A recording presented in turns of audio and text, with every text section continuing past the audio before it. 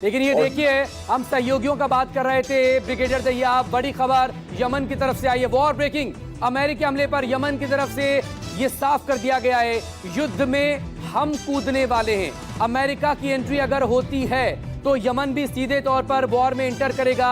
Yemen ने पहले ही कह दिया था, और अब बाकायदा यमन के मिलिट्री चीफ की तरफ से, जो उसे लीड कर रहे हैं, उन्होंने ये साफ कर दिया है कि यमन इसमें एंट्री कर रहा है। और सबसे पहले ब्रिगेडियर दहिया, ये कहा गया है उसने कि जो अमेरिका के साथ उसने एक समझौता किया था कि अमेरिकी कार्गो शिप को वो निशाना नहीं बनाएगा, क्योंकि यमन समंदर के इलाके पर कब्जा रखता है और वहां से अमेरिकी मालवाहक जहाज गुजरते हैं, जिस पर इससे पहले अटैक कर चुका है यमन। यानी कि खतरा वहां पर भी शुरू होगा। नहीं, डेफिनेटली अभी जैसे कि ईरान के लिए भी जब हमले की ऑप्शंस की बात आती है और इस जो अमेरिका का जो हमला हुआ उसकी न्यूक्लियर फैसिलिटीज पे, इसके अगर जवाबदेही भी कार्रवाई है, तो मैंने कहा इसके अंदर एक सी ऑप्शन, समुद्र के द्वारा भी हमला हो सकता है ईरान का। ईरान के पास 17 से 18 बड़ी मजबूत सबमरीन्स हैं और उसके पास एक बड़ी सक्षम नेवी है। तो वो अभी ये हमला यमन के साथ मिलके करेगा, ये सब अभी डिपेंड करता है, क्योंकि अभी वो भी इंतजार कर रहे हैं। जैसे कि मैंने शुरू में बताया था कि ये दो चीजें बहुत इंपॉर्टेंट हैं। पहली चीज है कि कितना कितना क्षति हुई है इस हमले से, और दूसरा बाकी कौन कौन देश उनके साथ अभी खुलकर आगे खड़ा होगा।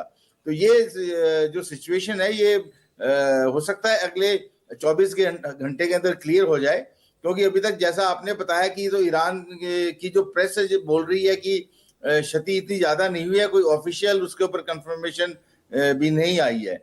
तो अब आगे लड़ाई किस रूप में अग्रसर होती है, ये इन दो चीजों पे बहुत डिपेंड करता है कि कितना क्षति हुई है और कितना उसके साथ अभी बाकी जो मुस्लिम देश हैं उनका सपोर्ट उसको खुल के सामने आता है। उसके बाद ही ईरान इस पे फैसला करेगा कि कब और कहां पे हमला करे।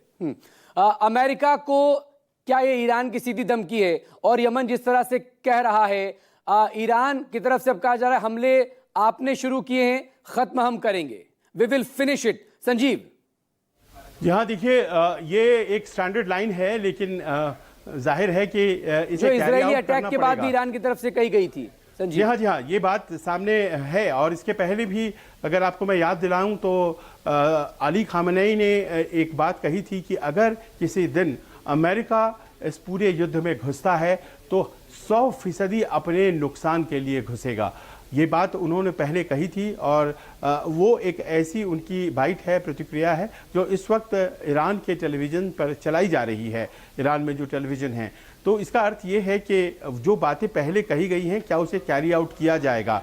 100% नुकसान का अर्थ ये होता है कि सीधे तौर पर ईरान अब हमले करेगा, जो कि ऐसा लगता है कि एक्सपेक्टेड भी है। आप कुछ घंटों की बात कर रहे हैं, ठीक है, वो थोड़ी मतलब यूँ समझ लीजिए कि आकलन हो रहा है। इसके बाद संभावना यही व्यक्त की जा रही है कि बड़े ही फोर्स के साथ ईरान अपनी प्रतिक्रिया दे देगा, और ये बात अमेरिका भी मान करके चल रहा है कि चुपचाप उसके कह देने से ईरान चुप रह जाएगा, ऐसा नहीं है। हाँ, ये ज़रूर है कि आकलन किया जा रहा है कि नुकसान क्या हुआ है, और फिर वो बातें याद दिलाई जा रही हैं जो पहले एक चेतावनी के तौर पर कही गई थी ईरान के द्वारा अमेरिका के लिए। लेकिन हम ख़त्म करेंगे, ये एक ऐसी लाइन है जो बार बार बोली जाती है। हम देखना ये है कि वो ख़त्म करते हैं अपने दम पे करते हैं, या फिर अपने सहयोगियों के साथ ख़त्म करते हैं, और अमेरिका को किस तरह का चैलेंज देते हैं। अमेरिकन माइट क्या होता है, ये हम लोगों ने स्पष्ट देखा है। B-2 बॉम्बर्स सिर्फ और सिर्फ अमेरिका के पास है, जो ज़मीन के नीचे जाकर के ऐसे बॉम्ब गिराते हैं, GBU-57 बॉम्ब,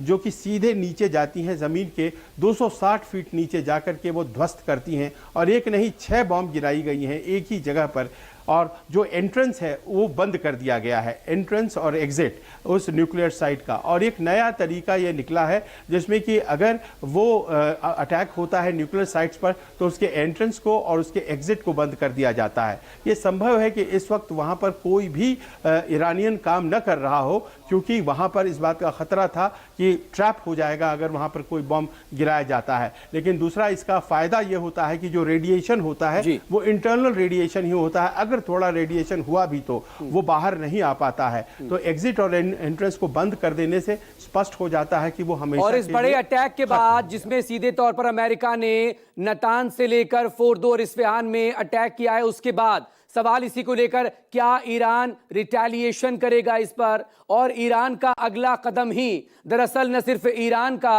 बल्कि अमेरिकी सुप्रीमेसी जिसको चैलेंज किया जा रहा था वो डिसाइड होगी आगे। क्या नए वर्ल्ड ऑर्डर को लेकर भी कुछ बातें होंगी आगे, और इस पर हम बात करेंगे। एक छोटे से ब्रेक के बाद हाजिर होंगे। आप देखते रहिए न्यूज़ 24।